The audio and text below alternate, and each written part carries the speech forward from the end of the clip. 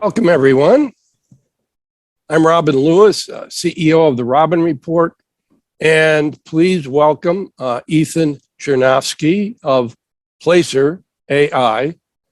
And Ethan, it is really great to have you back.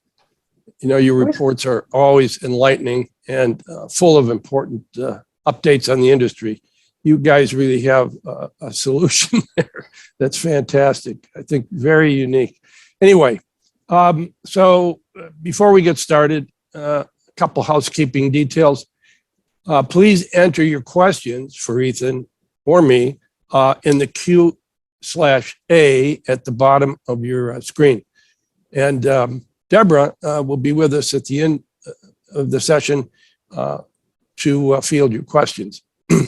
So Ethan, here you are once again. So why don't you just dive right in and give us the latest update on what's going on in the state of retail? Yeah, absolutely. It's always great to be here and to have these conversations with you. I mean, I'll start with kind of, again, just that basic idea of what the data is that kind of we're looking at and that where the insights come from. So Placer's a location data company. What it means very simply is people vote with their feet. We're showing you how they vote across the United States every single day to retail locations. We do that by observing a panel of over 30 million devices and then utilizing AI and machine learning algorithms on top of that to make estimations on visits to any retail location in the country. And then we present that data in a wealth of different reports within our platform on everything from the customer journey, cannibalization, true trade areas, and a whole lot more. And if anyone is interested, we have a free version of our product available at Placer.ai and a whole bunch of free tools available in a section on our website called The Square at Placer.ai-The Square. And I think with that, it takes us, we can kind of start diving into what we've seen so far. Yeah, we've seen brick and mortar retail, hit with a nearly unprecedented number of challenges. It's been incredible the last few years, but so which to you has been, to you, what has been the most revealing for retail moving forward? So I think there's two interesting ones that we've seen now that are kind of newish, and there's kind of a wider takeaway from both of them. So the first is, I think gas prices is really fascinating because what we saw when we talk about, and the other one I'll talk about is inflation, but gas prices is unique in the sense that it impacts the calculus of how we actually move more than just what we spend. So from a location data perspective, it's something that we've seen having a much more significant effect than necessarily inflation would, where that can be more category based. So, less visits to a certain group of retailers, whereas gas prices changes the way we think about every single visit. So how far are we willing to go? How many stops are we going to make on a single visit, on a single trip? Do we see a return back to mission-driven shopping? Now, what's interesting is you take that alongside inflation, where you do have these kind of impacts on how we perceive the shopping experience, what type of shopping we might do. But it's still, if you think about something like grocery, like you're still going to the grocery store, you're just getting less items for the same amount you might have been spending from an inflation perspective. So what's been really interesting to see is how these trends kind of interplay. And I do think that rise in gas prices that we saw early clearly had a shock to the system, though we are seeing now, kind of as we look at mid to late April, the shock effects start to dissipate and a return to a greater degree of normalcy as we continue on. Yeah, very interesting. Ethan, 2 years ago, of course, we were still deep in the retail apocalypse narrative. Yet today, we're seeing online sales growth tempered, and more retailers are turning back to brick and mortar. And, we're still seeing the pure plays, the digital pure plays, all of them seem to be launching stores. So what's happening, and what does it mean for both online and offline retail going forward? So I think the mistake we made with the retail apocalypse narrative, and I say we as if all of us looking at the retail sector, was that we confused all retail with bad retail. So bad retail was going to struggle and going to have challenges, and retail that hadn't figured out its place or wasn't figuring out how to evolve. But retail, especially brick and mortar retail, actually is likely stronger today than it ever has been. And it, in theory, if the retail apocalypse narrative had been correct, it should be gone. Like, this was the worst mix of scenarios for brick and mortar retail, yet it's come back. It's stronger than ever. Even, we think about like the metaverse, like this very popular terminology right now. Right. Yet Meta just announced that they're opening stores. They're not doing that if they don't need to, if they don't see a very clear benefit to it and a very cost-effective way of achieving goals through that channel. But I think what's really been interesting is that stores never lost their value. They were, the idea of experience and discovery and touch and feel has always been really critical. What's interesting is that stores gained another value. I think they've already had it, but became very clear in the last few years. So the marketing value, the e-commerce uplift, the delivery, the buy online, pick up in store, returns, distribution. All of these elements were put on a pedestal in the last 2 years for us to see. And it gave us this understanding of what that strength really is. But I do think that there's something we have to be careful of. Physical stores are unbelievably important. I think full stop. That's the end of that conversation. We need to be careful about swinging too far of like, well, is online really important? Which is our tendency. We wait till something is going, poorly, and we kind of jump on the bandwagon and say why it's so bad. And, obviously I'm using the global we here, but we need to remember that digital is still a critical piece of the puzzle. It's a growing piece of the puzzle. It's the big difference is it's all about complementary channels. So how does digital support physical and vice versa? And that's probably the best positive that's come for retail as a result of what we've seen in the last few years. Yeah, I would agree. Some really good points there. Ethan, we saw some segments that were, very well positioned for the pandemic's kind of unique retail effects. Has the success of these segments continued in your view? And what are the factors that have driven continued success for some, while, others have fallen off? So, I love this. This is kind of something that we've talked about for a while. I think it's unbelievably important. And let's break it down into two groups. So there's those who are well positioned and have continued to thrive, and those who are well positioned and not continued to thrive. So let's start with those who have kind of gone from strength to strength. And the best example of this is the grocery sector. The grocery sector was essential retail status. It was, more time in any given store, so you're going to shop more of the store. It was this unique mix of events that really played to the strengths of the grocery store. Then we've seen this strength continue, and we've seen it continue in a really powerful way, far longer than most of us expected. And I think part of that is retailers did a really good job of taking advantage of the opportunity, meaning like driving the loyalty, creating a positive experience so that you want to keep on coming back. But then there was also elements that really drove value for them. So if I learn how to cook over the course of the pandemic when I've been stuck at home, that's not something that just has a temporary boost. It's likely going to impact my behavior moving forward. So there are these longer term trends that drive it as well. And I think the ongoing economic uncertainty has continued to privilege the value that grocery stores provide. The really interesting thing is going to be, do they start taking innovative steps to make this work moving forward? So we're already seeing really interesting things from like ghost kitchen-esque concepts for a Kroger, an Albertsons-style media network. These are really exciting ideas that I think are going to have a huge impact on this sector moving forward. But I think the other group is almost more interesting, of those who were super successful and are now starting to fade. And I think the prime example here is home improvement. So the home improvement sector was the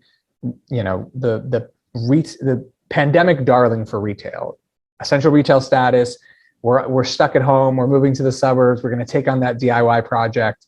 And it was this tremendously thriving space throughout definitely that first year of the kind of the pandemic's retail impact, but even deep into that second year. And then we started to see it dissipate. And this year we're already back to declines, both year over year over 3 year.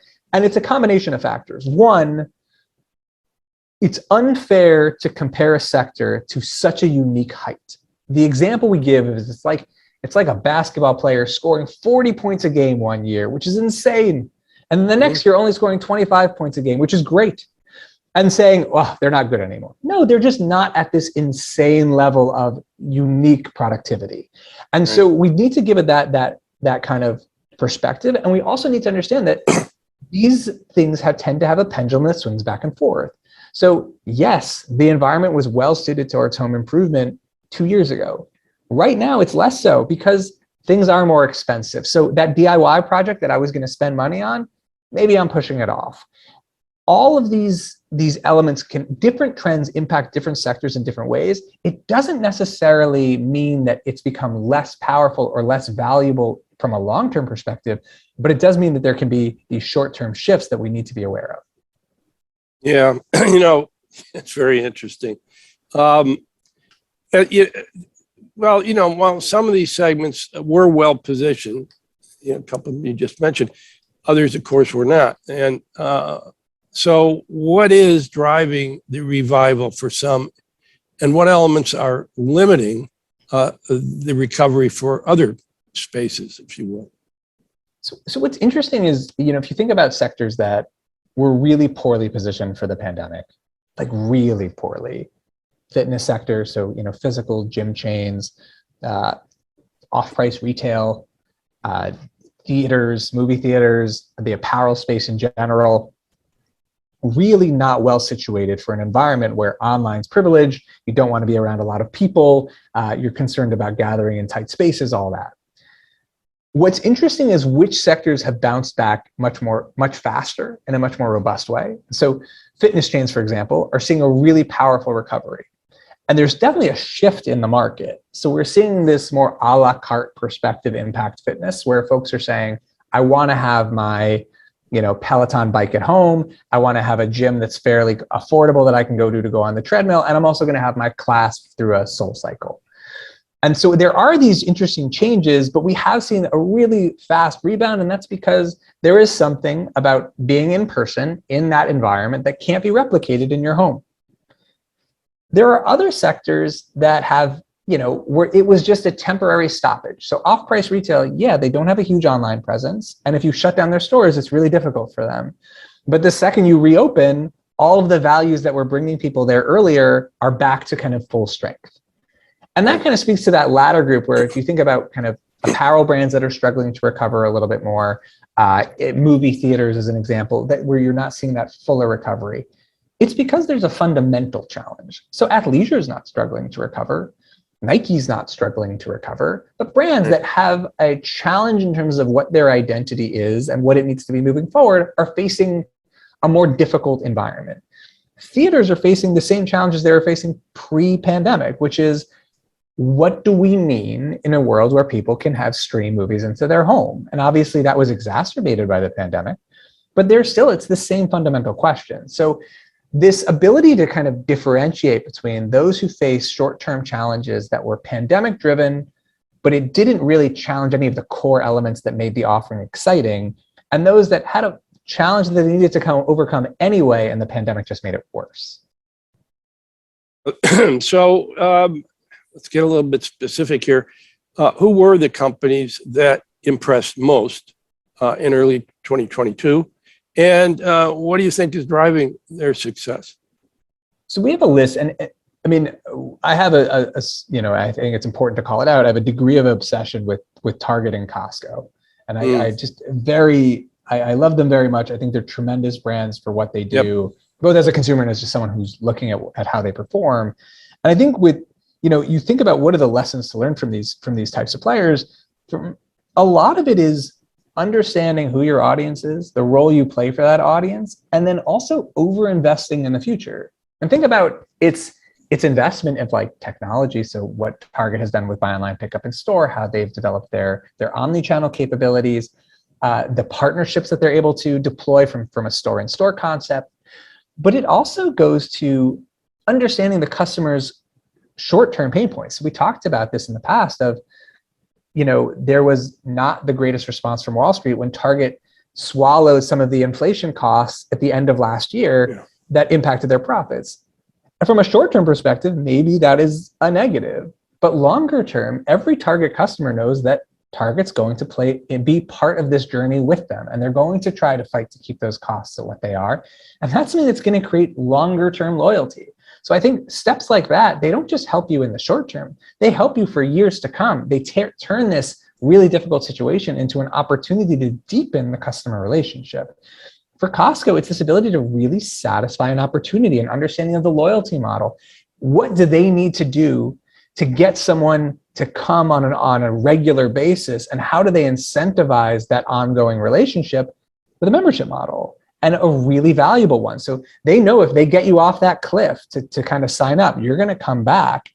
And it's a really powerful tool when you give yourself this extended window where I know I'm going to get them a few more times. And if I can satisfy this need, they're going to be a long-term customer.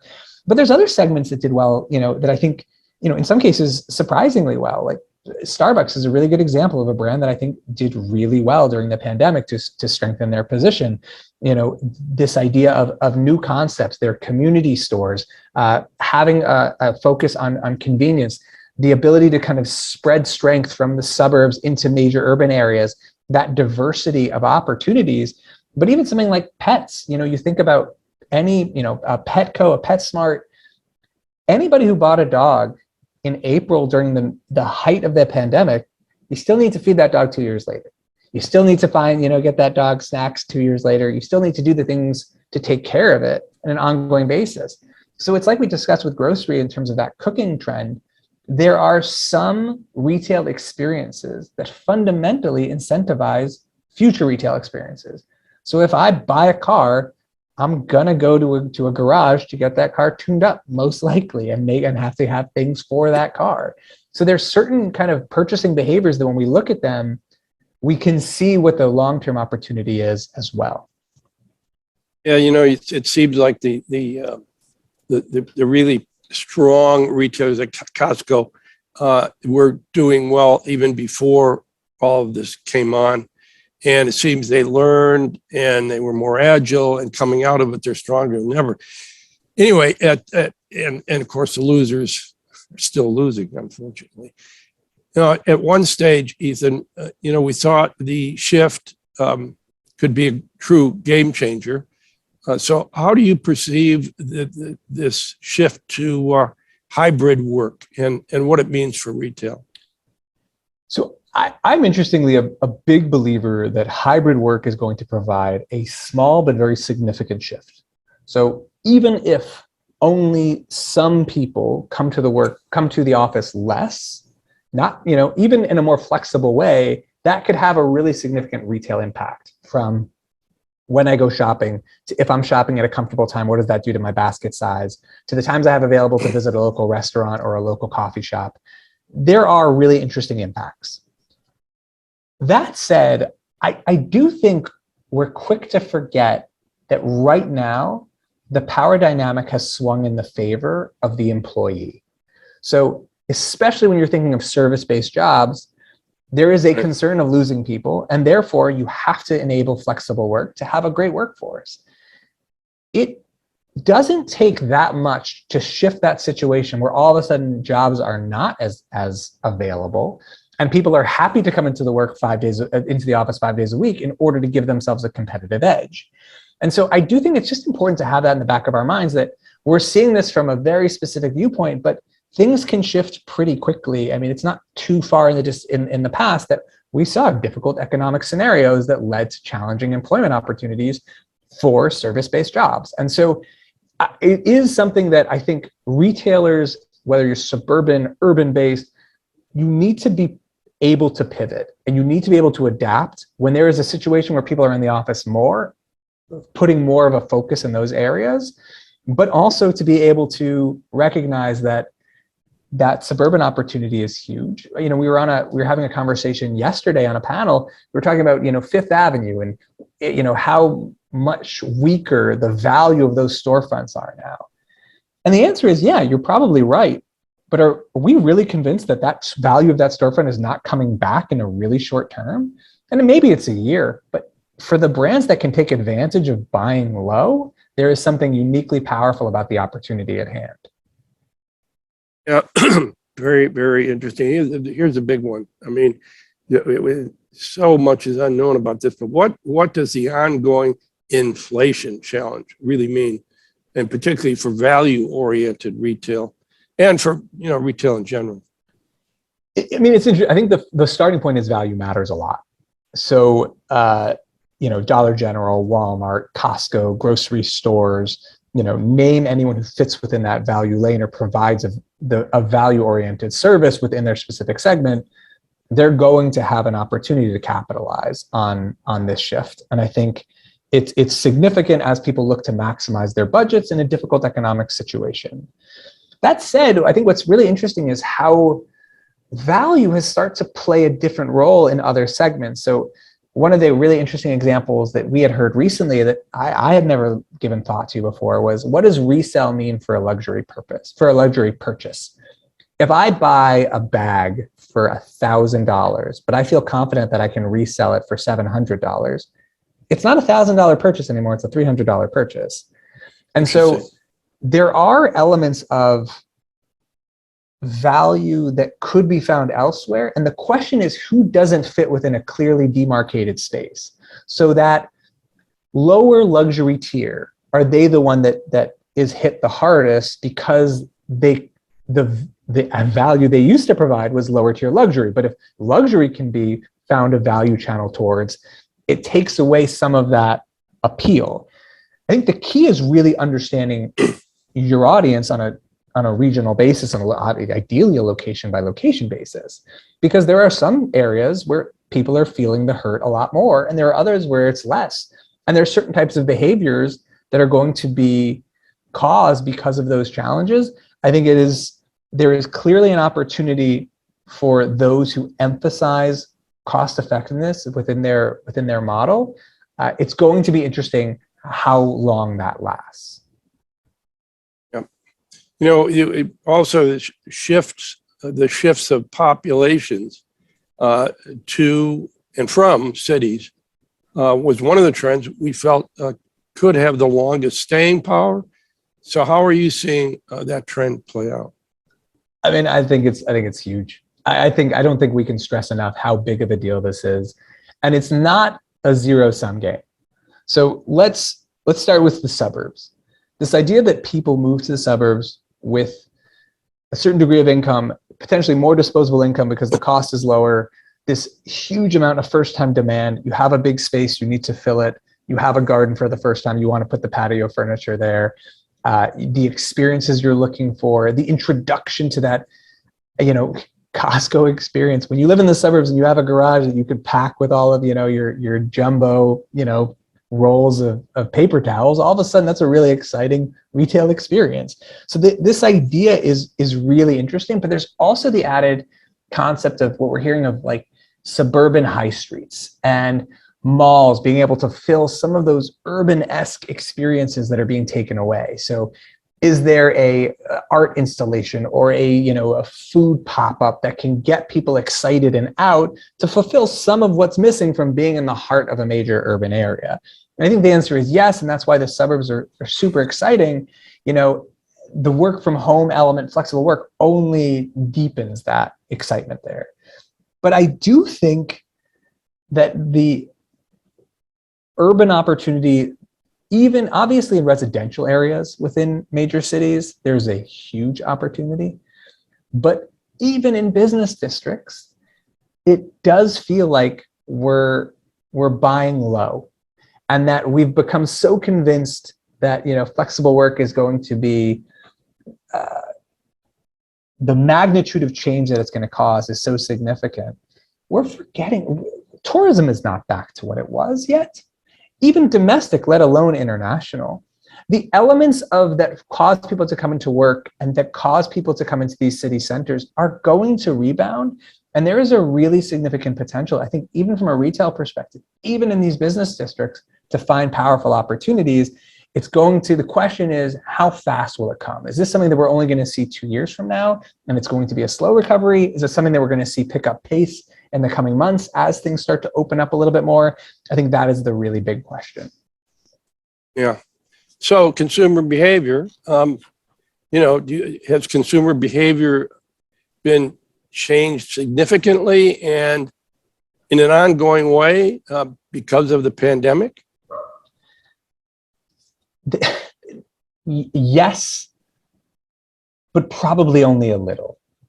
And I think this is across the board. When we think of, even e-commerce shifts, how much, we had this huge change to e-commerce, this massive opportunity, and yet things are back to kind of where they were pre-pandemic, growing in a significant and important piece of the puzzle, but it hasn't completely changed how we interact with retail because we had this e-commerce opportunity. I think when we think about when people shopped, the amount of time they spent, whether they did multiple visits during a visit or just went to one store and went back home, most of those elements that we were looking at the height of the pandemic and seeing these really significant shifts are starting to look more and more like they were pre-pandemic. That doesn't mean that small but significant shifts won't remain. Again, even if a small part of the population changes their behavior in a long-term way, that could still create a lot of opportunity for retailers, for restaurants, and everyone in between. But it's really interesting how little has changed about how we behave. And I think it's actually really important. It's kind of this flashing light of, let's take a step back and realize how resilient consumer behavior has been and how much things look like they were before. And the reason I say that is, as we're talking a lot about kind of these major changes of what we expect to come in the future in retail. And I think one of the big ones is kind of, the metaverse. And how much has cryptocurrencies changed our retail behavior? I would argue a very minimal amount. How much has virtual reality changed our retail experience? I would argue very, very little. Google Glass, drones, name the du jour topic of the moment, from the last 5 to 10 years. And how much have most of these very new, very different elements really changed how we behave? The answer is not that much. And there's a few reasons. One, we're slow to change. We're pretty rooted in our behaviors. And two, technology is really exciting and promising, but a brand new technology is unbelievably difficult to deliver on. Most of the technological innovation we see is a slow process of evolution until there is mass adoption. We had cell phones before the iPhone. We had devices. It was a combination of factors that led to a takeoff, but it wasn't something fundamentally new. It was maybe a few steps of the evolutionary curve, but it was part of that evolutionary curve. I think it behooves us to remember that pattern, because if we want these new concepts to really take off, we need to align them with existing consumer behaviors. We can't tell people you need to now behave very differently to take part in this amazing new world. We need to bring that new world to them and slowly allow them to evolve with it. Yeah, so they're racing after the newest shiny thing. They're talking about it a lot. Yeah, well, that's a really interesting point you're making there, and I think it's a very good one. So on to right sizing, which I know that you believe right sizing is the most important term in retail in 2022. So give us your big why on that one, Ethan. I think we've always classically seen right sizing as a nice way of saying, oh, you're closing stores. And I think we need to change our approach to it. I think we need to see offline retail as the same way we view something online, which is as a constantly evolving, changing, optimizing element for retailers. And that means asking a regular series of questions of what our presence should look like on a market by market, location by location basis, and what are all the options available to us. So from the major, imagine major flagship store with all the bells and whistles, to a smaller format store, to a suburban location, to a store in store, and everything in between. And constantly asking, what's the ideal way to reach specific markets in a way that's going to drive engagement and excitement? Bloomingdale's having their huge locations, but then also having a Bloomies that works on the high street. Macy's having Market by Macy's, but also their classic Macy's location. Even think Starbucks. You have a convenience one where it's just a drive-through, get in, get out. You have a large one where there's lots of places to sit, and you have the Starbucks within a Target because you might be there for a while, so you better have a coffee. This wide array of options being offered now to so many players in the brick and mortar space, I think is creating a ton of creativity about, if we have all these options, how do we deploy them effectively? And one of the big examples that kind of was my slap in the face was Lululemon. So we looked at Lululemon in 2019 and we said, their stores are too close to each other. This can't work. Like, they're just too tightly packed. The only out we gave ourselves was, this multi-format concept could save it because you have different size locations that hit different areas. Now, that was a nice little kind of life jacket for us to use in case we were wrong, and we were absolutely wrong. And by we, I mean myself. Lululemon stores, they can put a whole bunch in a very small area because they have totally different purposes and a very keen understanding of how those purposes and different formats can work together within a single space or within a single kind of tight area. So I have a large store where I have the yoga studio and the juice bar. And I have a small store within the mall that's really nearby, but it's catering to a totally different shopping experience and pattern of people visiting. And so this understanding that if I'm thoughtful about the different opportunities and different footprints I can have, I can maximize my reach in a far more different way. Think about it like building a puzzle. If everything is a square, but then you have something that's slightly off, you can't fit it into that space. But if you have lots of different shapes to play with and lots of different kind of formats, you can fit into a lot more different types of locations and areas to drive success. Yeah, that's a good one. Discovery, we think of the malls, as homes for brands. And we think similarly of department stores.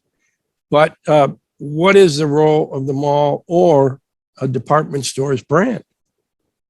So this is something we've been grappling with a lot lately.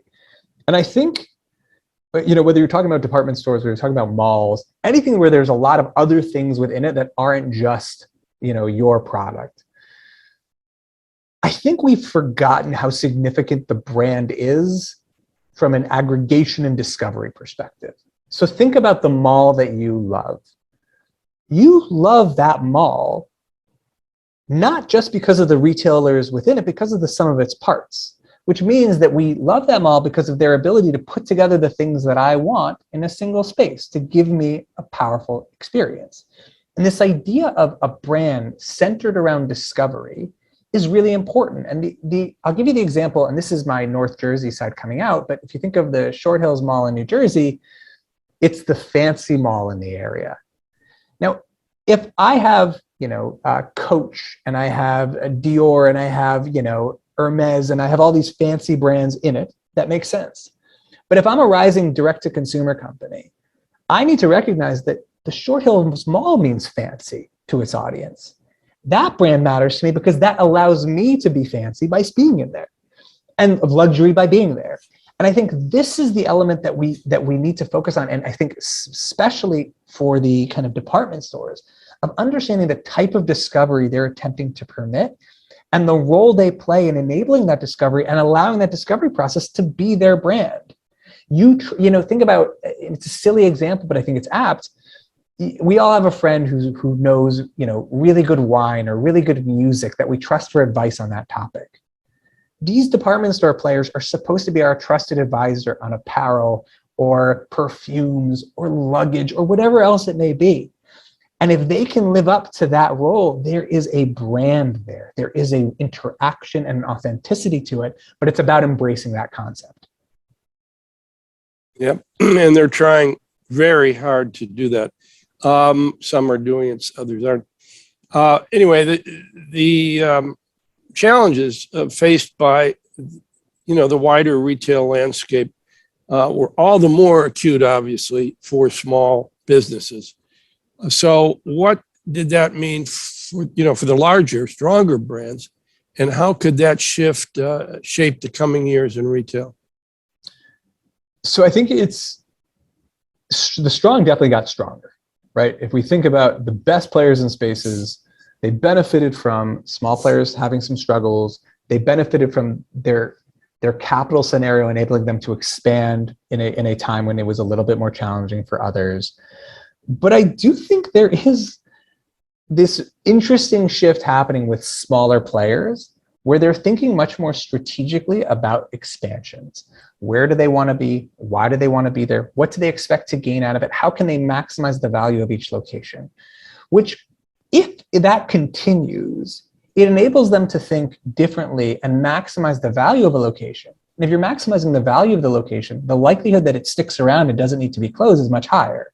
Because if I recognize that the store that I'm opening has a strategic role to play beyond just sales per square foot, I'm thinking much more widely about it. And if we see these kind of slow, strategic, but more thoughtful and nuanced expansions happening, we could end up with a scenario where a lot of small rising players with sustainable, strong store footprints and retail, and it could start countering this narrative of there's just way too much retail. There's way too much retail if things aren't exciting and interesting. There's plenty of room for great retail. And I think what we're seeing, and strategically oriented retail, and retail that serves businesses with many purposes. In fact, there's an argument to be made that there's too much one-size-fits-all retail and there's not enough strategically positioned retail. So for example, imagine Tesla's a great example. We could use these in the news. Tesla stores in malls. Did that make sense? To me, it didn't make any sense when I first heard it or saw it, but it makes a ton of sense. It's really cool and exciting. Could we see kind of a Black & Decker store where you get to come in and try out power tools and they can give classes in specific markets? Yeah, that makes a ton of sense. I think the expanded notion of who belongs in a physical location, the more thoughtful approach to expansions, all offer a really powerful opportunity to fundamentally improve what is going on in brick and mortar retail in the widest sense. Well, Ethan, as usual, you're full of brilliant perspectives on all this stuff, and that you got the analytics. I mean, you guys have tons of it. So I think we're ready to move into to questions. And Deborah's going to help us with that. Hi, guys. Thank you. Hi. Ethan, you're great because you can take data and all these analytics that you guys deal with and turn it into a narrative and a story that explains what they mean. And it's just a rare gift. And it really helps make sense. It makes sense of all of this, which is the biggest argument for having data and analytics in the first place. And Deborah, to add on to that, a lot of the retailers out there that I know, and I'm in touch with a lot, you can have tons of tons of data, but most of them are choking on it because they don't know how to use it. In other words, they don't know what to pick out and how to apply it and attach it to their particular business and their strategies. So yeah, you do a great job with that. I mean, I really appreciate it. I do want to call out something that I do think is kind of missing, and hopefully we're going to see a revival of because of the current scenario. And I think a part of it is optimism. We have a tendency to view things from this really difficult scenario. I think one of the examples, I work in a startup. The attempt to build an audience, to build a following, to drive things from zero to something is unbelievably difficult. The opportunity that a Macy's or a JCPenney or whoever other retail happens, Kohl's, who might be struggling at the moment or going through a difficult period, their rebound potential is so massive because of the tremendous work that got put in that years and years of buildup. And I think that there is a lot of reason to be excited about what so many of these retailers are doing. And I think it's part of the reason so many of them have been around so long. Yep. Okay, so here's a question that's not exactly what you just said. Somebody wants to know, what about the anti-store? I mean, you've talked a lot about big established brands, big stores. You touched on malls a little bit. But what you guys haven't talked about too much is about the small, regional, artisanal, locally sourced kind of noble efforts at creating a genuine kind of meaningful experience. And is that viable? I mean, are they just going to get gobbled up or usurped by all these big brands that have, as you said, the experience, the resources, the legacy knowledge on how to scale and continue to scale? Does that make sense? Yeah, no, I think it's a great question. I think let's start with acknowledging the obvious. It's hard, right? It's hard to compete against a giant, especially if you're trying to compete on the giant's terms. So if you're trying to be really cost effective, it's going to be difficult for you, because if I have mass scale, I can purchase items for cheaper than you and I can sell them for cheaper than you. But your advantage is adaptability, market understanding, and something unique.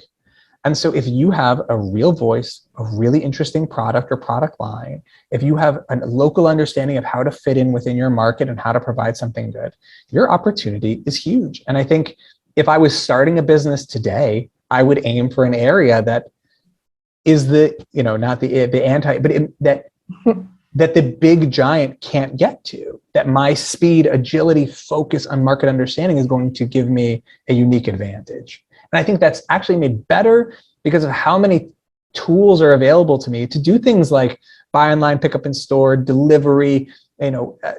Imagine if Macy's wants to roll out in-person, you want to order a time to get personal shopping. It's a difficult, they have to roll it out. There's a lot of people who have to be involved. If, Robin and I decide to open up a suit store, for us to roll that out is just launching it and sending an email to our database. And so there's a speed and ability to move fast that work to their advantage. They just have to embrace it. Perfect. Thank you. So related sort of to that, one of the things that we've been looking at the Robin Report is what's going on with the next gens. And recently we ran an article that the return to stores is as much in reaction against the sustainability issues of ordering online, all of the shipping materials, and then returning with new shipping materials back with all the returns. So that the argument is that younger shoppers will go to the store out of some kind of mission to help sustainability kind of in a broader sense. Is that something that you guys can get behind or track, or is it nonsense? I don't know. I'm sure it helps incentivize a visit. I think what's going to incentivize a visit more is this growing recognition among retailers kind of looking around the table and saying, wait, we're stomaching the costs for all these returns. Mm-hmm. And that's cutting in, what was the NRF that said 20% of the order value? That's going to start getting passed on to the consumer. We've seen Amazon do it, raising prices. We're going to see others do it. And that's going to shift some of the balance. Again, that doesn't mean online ordering isn't super valuable, but it's a complementary component. And one of the things we're going to see, I think, more retailers do is say, okay, you have free returns if you drop it off in one of our locations or one of our partner locations, right? Because that simplifies my logistics process. And so that's the type of balance that we'll start seeing, which will add value to the stores, give value to the retailers while allowing them to sustain a great degree of customer support for their customers. Thank you. So here's a really philosophical question, or maybe it's strategic, or both. Are there any new measures that retailers can use to benchmark success other than square foot, delivery, the traditional metrics that they've always used? Do we need to bake in some more psychographic or behavioral or other kinds of measures that are a more honest reflection of whether you're succeeding or not? I think it's a holistic effort. So the most important thing to ask is, are we selling enough? Do people like our product? Are they buying our products? Do they want to continue buying our products?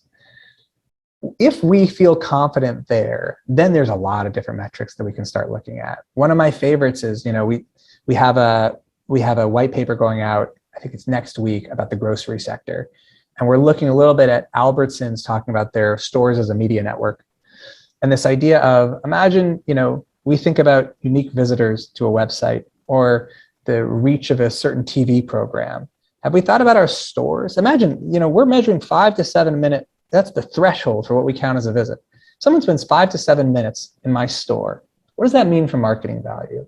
What does that mean from, hey, what I can say is a superstore to the CPG companies that are selling products through my store, in terms of to incentivize a better relationship, to enable them to do more exciting things to reach their audience. This idea of physical retail as a media network, I think, is really exciting, and it's something we need to be paying a lot of attention to. Interesting. So who's going to staff these stores? One of the questions is how do retailers make a career in retailing attractive? How are they going to keep people? And then how do you even find really well-trained, quality, intelligent people to work for you when retail may not be at the top of the list for college grads? I think, one, you need to incentivize the right behaviors. Right now, the in-store experience, I heard the CEO of Allbirds speak that someone who goes into a store, I think they spend 50% more even when they order online later. Mm-hmm. How much of that is going back to that amazing sales rep, that person who worked in the store who gave that gentleman or woman a wonderful experience? If we start to figure out how to value these professionals more for this and incentivize them towards the right behaviors, we're going to create the right behaviors. If we ask them to do a job where they're not being properly valued and they're not being given the credit for all these amazing things they're doing, we're going to continue to struggle to get great people to work in retail. Mm-hmm. Okay, and a totally different question. You touched on this, but one of our guests wants to know the resale market. If you could go into it a little bit more. Is it going to have a real significant impact on traditional retail? Is it going to make a dent? Is it just a companion piece? How does that work? Again, I think there's those areas where we feel really good about, like, oh, we called something early, and there's those ones that we got wrong. And this is one of those that I got wrong. I didn't think it was that exciting. I thought it was a little bit strange. I thought the pandemic was kind of going to rid us of this market of like, oh, do we want to wear things that other people have worn? And I think it's been proven wrong. I think this is a really interesting space. I think it has a lot of exciting potential. I think one of the fascinating impacts is what we discussed earlier of like, if I can sell something again, how much did I really pay for it? What does it mean for luxury? And what does it mean for kind of the items that I buy, and how much I can spend on the things I really want? I think this idea of creating these kind of secondary markets for items is super interesting. I mean, we've seen it with consumer electronics devices in the past of like, I can turn in my old iPhone and get a discount on something else. We've seen these kind of incentive plays, and what they mean for kind of the moving of goods and the willingness to kind of upcycle and get something new. So there could be a really big impact. And I was definitely one of the people who didn't see it coming. Well, you're fallible. It's okay. In a very different genre, you mentioned that home improvement may be on the descent, but since real estate is booming, what about home decor as opposed to the nuts and bolts of home improvement? Have you guys tracked that at all? A lot. I think a short-term stall. I think inflation impacts things that aren't necessary, and so I think you're going to see in the short term some challenges. Over the long term, I agree. I think it's going to have this really amazing opportunity. Again, if you move to the suburbs from that city apartment where you had less space and now you have a lot of it, you're going to fill it. A lot of these retailers that are focused on that home furnishing sector, they're super cost conscious, and so. It might not be the ideal environment for right now, and that's a difficult challenge for this space because that March, April, May is usually that peak period. But we have seen that capacity to drive a greater degree of success later in the year. Pre-pandemic, Home Depot in 2019 had one of its great Q4s. So I think you're going to see a really strong rebound. I just think they're dealing with a really challenging environment right now, so it's likely going to suppress success in the short term, but you'll see a recovery pretty quickly. Thank you. And we have a last question that is possibly a little far afield from what you do, but you're so smart, you'll be able to answer it, I'm sure. Something that we've been looking at the Robin Report is the politicalization of retail.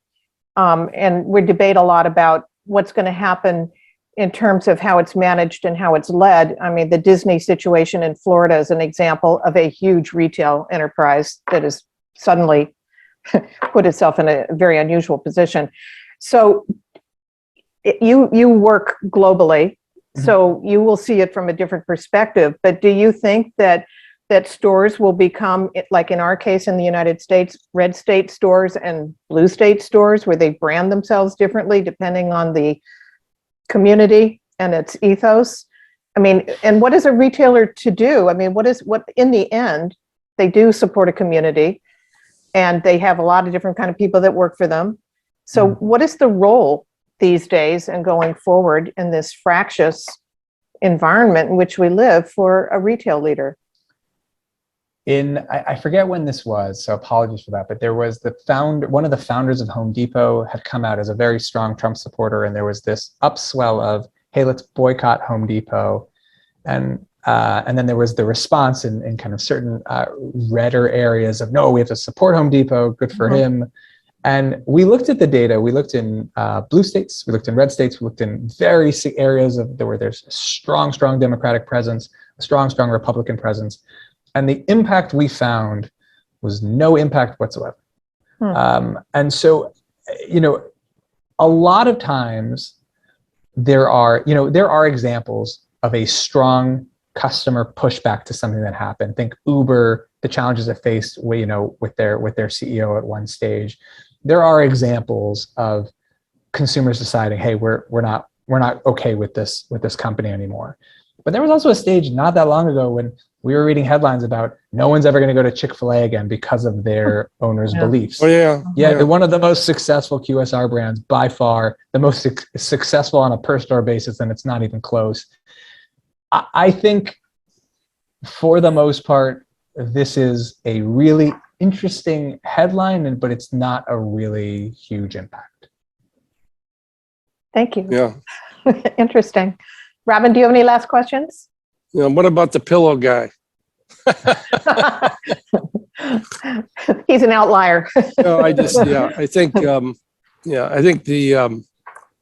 I've always been on the small store strategy business because I think analytics has made it possible.